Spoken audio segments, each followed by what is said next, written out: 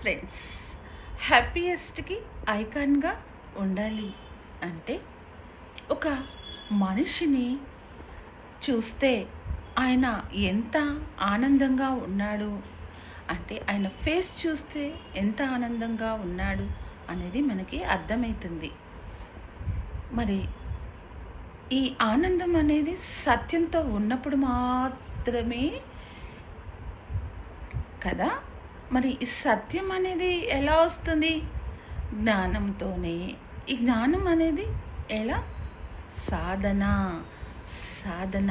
కూర్చో కళ్ళు మూసుకో, సాధన చెయ్యి. సాధన డూ మెడిటేషన్. ఎప్పుడైతే మనం మెడిటేషన్ చేస్తామో, జ్ఞానంతో ఉంటామో, సత్యంతో ఉంటామో, మనము సంతోషంగా ఉంటాము. అప్పుడు మాత్రమే హ్యాపీయెస్ట్కి ఐకాన్గా